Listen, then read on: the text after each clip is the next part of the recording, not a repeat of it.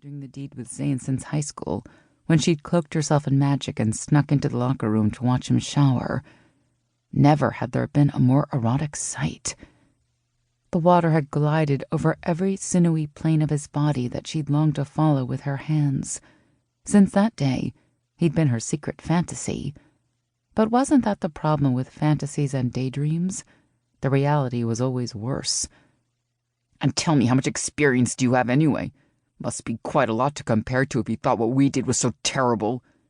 His tone was as ugly as his words, and the insults kept coming. Not immune to hurt, Winnie struggled to remember that he lashed out because she'd disparaged his prowess.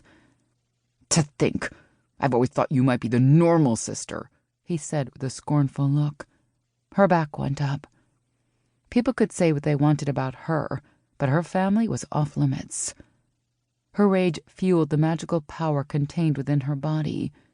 The nucleus of her cells fired up, making her insides feel like a volcano ready to blow. How she contained her desire to turn him into a slug was beyond her own comprehension. "You wish we'd never gotten together?" she asked with cold fury. "Yes," he spat. She stepped up to where he stood. "Done," she snarled. Hands shaking, Winnie fastened the buttons of her blouse as she left the clearing and headed through the woods toward her home. Today had been a massive mistake, but she intended to rectify that as soon as she got to the attic of their house. There had to be a spell in the family grimoire to wipe this day from existence. "And when?" Zane called. She spun back to glare at him across the distance. "What?" "When you realize what you could have had, don't bother calling me. I won't pick up." Without bothering to answer, she fled. As she ran through the woods, a sob caught in her throat. Goddess! If there was a way to make him forget, she'd make it happen.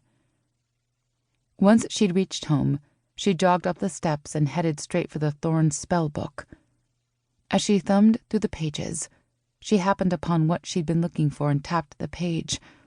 This should work nicely. What should? A statuesque blonde woman appeared in the doorway and caused Winnie to scream. "Why are you so jumpy, child? Are you up to no good?" "No, Aunt Gigi, well, you..." Winnie detected amusement in the other woman's bright violet blue eyes. "Okay, I was up to no good." "Wonderful!" Gigi clapped her hands. "How can I help?" "I thought we weren't supposed to do things for personal gain. Why would you want to help me?" "Are you gaining anything from the spell you're intending to cast?" "Not me personally. I was going to wipe Zane's memory." Perfectly arched brows shot up, and her aunt silently studied her. Sweat pooled under Winnie's breasts and in the small of her back. No way she could bluff her way out of this one. She went with the truth. "Zane said he wished he'd never asked me out." "You've only been out 4 times. It's a little early for a lover's spat." "Well, today we decided to, Are you trying to find a way to say you had sex with the boy?" "Yes," she expelled on an exhaled breath. Gigi smoothed a hand over Winnie's hair. "While young, you are both consenting adults." Winnie screwed up her face.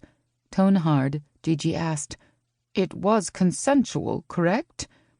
"I didn't put a spell on him to do me, if that's what you're asking," Winnie retorted. Gigi lost the cool composure she'd always worn like a cloak about her. Tears streamed from eyes crinkled with laughter. The sound of her merriment echoed off the wooden rafters. When she could finally draw a breath, she said, "I was talking about him forcing you, child, not the other way around." Heat flooded Winnie's face, and she ducked her head. Yeah. Maybe her mind had gone there because plenty of times over the last 4 years she thought of conjuring a spell to attract Zane's notice. "You liked this boy, didn't you?" Gigi asked. The humor was replaced by a gentle understanding. Tears stung Winnie's eyes. "I thought I loved him, but he wasn't who I thought he was." Her aunt heaved a heavy sigh full of understanding. "They never are, dear. Show me the spell you intend to use to wipe his memory." Zane continued to